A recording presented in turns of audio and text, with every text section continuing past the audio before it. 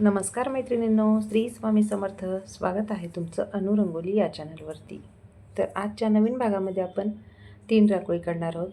अगदी युनिक रांगोळी आहेत, अगदी छोट्या आहेत. आपल्याला रोजच्यासाठी दारामध्ये, देवघरात आणि तुळशीसमोर काढता येणाऱ्या ह्या रांगोळी आहेत. तर नक्कीच पहा. तर इथे बघा, आपण अशी दिव्याची रांगोळी काढलेली आहे. इथे मी एक दिवा काढून घेतलेला आहे आणि त्यामध्ये आपण खालच्या साईडने 2 लाईन आणि वरच्या साईडने 2 लाईन देऊन घेतल्यात आणि मध्यंतरी जी जागा आहे तिथे आपण असे डॉट्स देऊन त्याला प्रेस करून घेतले. आणि जो आपण दिव्याचा जो भाग म्हणजे ते पाकळी काढून घेतलेली आहे त्याच्या साईडने आपण ऑरेंज आणि पिवळ्या रांगोळीने असे लाईन देऊन घेऊयात. अगदी देवासमोर आणि तुळशीसमोर काढण्यासाठी ही रांगोळी खूप मस्त आहे. नक्कीच तुम्हाला आवडली तर तुम्हीसुद्धा ही रांगोळी एक वेळा काढून पहा. तर छान आहे, मस्त छोटीशी रांगोळी आणि अगदी युनिकसुद्धा रांगोळी आहे. तरी ते आपण हलकासा पांढरा रंग भरून घेतलेला आहे आणि खालच्या साईडने आपण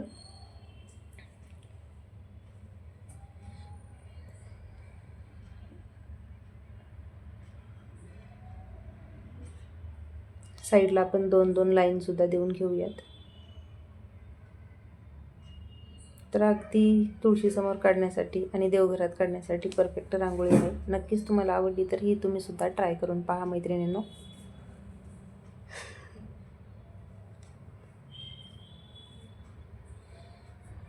तर इथे आपण दुसरी रांगोळी काढूयात. तर इथे बघा, मी 2 आणि वरती एक आणि खालच्या साईडने एक असा डॉट्स दिला आहे. ज्याप्रमाणे आपण चौकोन काढतो त्याप्रमाणे आतल्या साईडने झुकलेल्या आपल्याला अशा लाईन काढून घ्यायच्या आहेत आणि चारही साईडने आपल्याला असे थोडे लांब आकाराचे चक्र काढून घ्यायचे आहेत. त्यावरती तुमचे जर नीट नाही आले या ठिकाणी तर तुम्ही इयरबडच्या सहाय्याने क्लीन करू शकता किंवा बोटाने सुद्धा क्लीन करू शकता.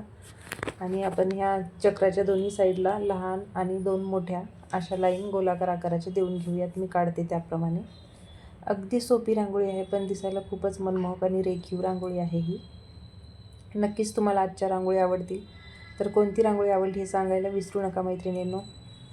तर हे बघा, आपण चारही साईडने अशा 2-2 लाईन दिलेल्या आहेत. दोन्ही साईडनी आपण चक्राच्या त्या आणि त्यावरती आपल्याला एक एक असे डॉट्ससुद्धा द्यायचे आहेत.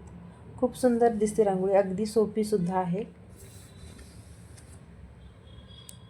तर हे बघा, आपल्या ज्या मोठ्या लाईन आहेत त्यावरती आपल्याला असे डॉट्स देऊन घ्यायचे आहेत आणि मध्यंतरी मी लाल रांगोळीने असा डॉट्स देऊन घेते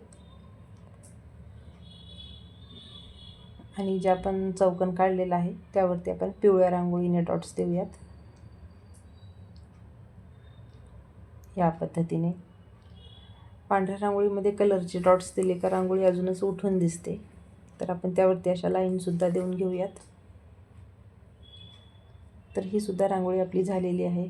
छान दिसते. अगदी दारामध्ये काढल्यास, उंबरवट्याच्या साईडला काढल्यास अगदी लक्ष वेधून घेणारी ही रांगोळी आहे आणि सोपी तेवढीच आहे ही रांगोळी. तर इथे आपण शेवटची रांगोळी काढूयात. तर हे बघा, आपण मराठीमध्ये 4 कसे काढतो त्याप्रमाणे आपल्याला असे काढून घ्यायचं आहे आणि सेम त्याच पद्धतीने त्याला डबल राऊंड करून घ्यायचं आहे.